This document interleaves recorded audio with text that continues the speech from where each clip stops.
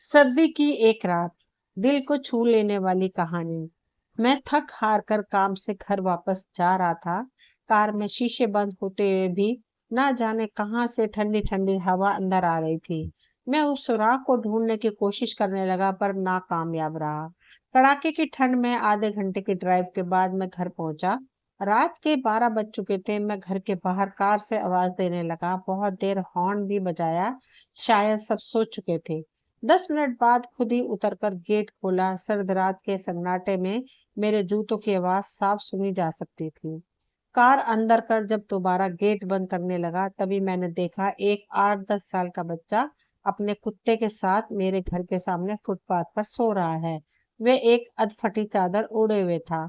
उसको देखकर मैंने उसकी ठंड महसूस करने की कोशिश की तो एकदम सकपका गया।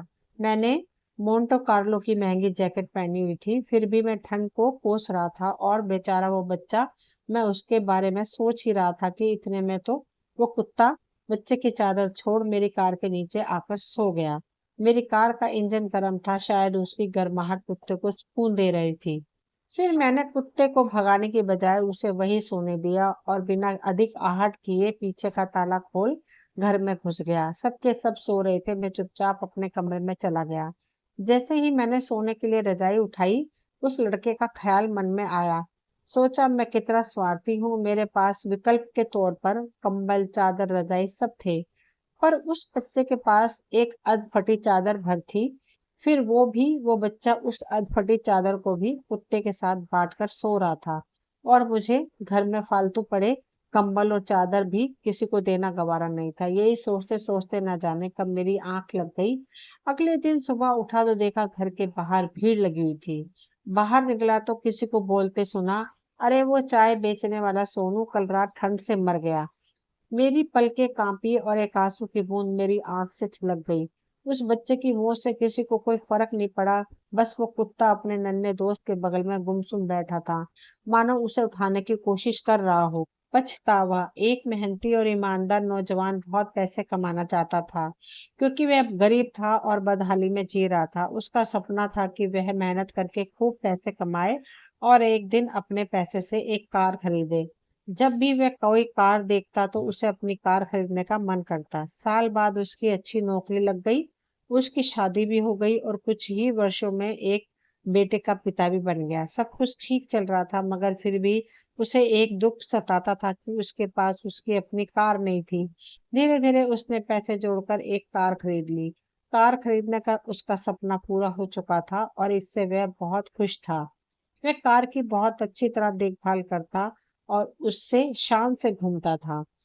एक दिन रविवार को वह कार को रगड़ रगड़ कर धो रहा था, यहाँ तक कि गाड़ी के टायरों को भी चमका रहा था। उसका 5 वर्षीय बेटा भी उसके साथ था। बेटा भी पिता के आगे पीछे घूम घूम कर कार को साफ होते देख रहा था। कार धोते धोते अचानक उस आदमी ने देखा कि उसका बेटा कार के बोनट पर किसी चीज से खुरच खुरच कर कुछ लिख रहा है। ये देखते ही उसे बहुत गुस्सा आया। वह अपने बेटे को पीटने लगा। उसने उसे इतनी जोर से पीटा कि बेटे के हाथ की एक उंगली भी टूट गई। दरअसल वह आदमी अपनी कार को बहुत चाहता था और वह बेटे की इस शरारत को बर्दाश्त नहीं कर सका। बाद में जब उसका गुस्सा कुछ कम हुआ तो उसने सोचा कि जाकर देखो कार में कितनी खरोच लगी है। कार के पास जाकर देखने पर उसके होश उड़ गए। उसे खुद पर बहुत गुस्सा आ रहा था। वह फूट फूट कर रोने लगा। कार पर उसके बेटे ने खुरच कर लिखा था, पापा आई लव यू। दोस्तों, ये कहानी हमें यह सिखाती है कि किसी के बारे में कोई गलत राय रखने से पहले या गलत फैसला लेने से पहले हमें यह जरूर सोचना चाहिए कि उस व्यक्ति ने वह काम किस नीयत से किया है। एक इलाके में एक भले आदमी का देहांत हो गया। लोग अर्थी ले जाने को तैयार हुए और जब उठाकर शमशान ले जाने लगे तो एक आदमी आगे आया, अर्थी का एक पाँव पकड़ लिया और बोला कि मरने वाले से मेरे 15 लाख लेने हैं, पहले मुझे पैसे दो, फिर उसको जाने दूंगा। अब तमाम लोग खड़े तमाशा देख रहे हैं। बेटों ने कहा कि मरने वाले ने हमें तो कोई ऐसी बात नहीं की कि वह कर्जदार है, इसलिए हम नहीं दे सकते। मृतक के भाइयों ने कहा कि जब बेटे जिम्मेदार नहीं तो हम क्यों दें। अब सारे खड़े हैं और उसने अर्थी पकड़ी हुई है। जब काफी देर गुजर गई तो बात घर के औरतों तक पहुंच गई। मरने वालों की इकलौती बेटी ने जब बात सुनी तो फौरन अपना सारा जेवर उतारा और अपनी सारी नकद रकम जमा करके उस आदमी के लिए भिजवा दी और कहा कि भगवान के लिए रकम और जेवर बेच कर उसकी रकम रखो और मेरे पिताजी की अंतिम यात्रा को ना रोको। मैं मरने से पहले सारा कर्ज अदा कर दूंगी। अब बाकी रकम का जल्दी बंदोबस्त कर दूंगी। अब वह अर्थी पकड़ने वाला शख्स खड़ा हुआ और सारे लोगों से मुखातिब होकर बोला, असल बात यह है कि मरने वालों से 15 लाख लेना नहीं बल्कि उनको देना है और उनके किसी वारिस को मैं जानता नहीं था, तो मैंने ये खेल खेला।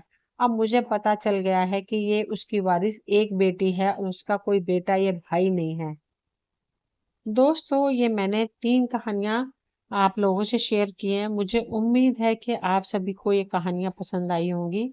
अगर कहानी पसंद आई हो तो प्लीज़ चैनल को सब्सक्राइब करें और वीडियो को लाइक शेयर करें। मिलती हूँ अगली कहानी में, तब तक के लिए थैंक यू।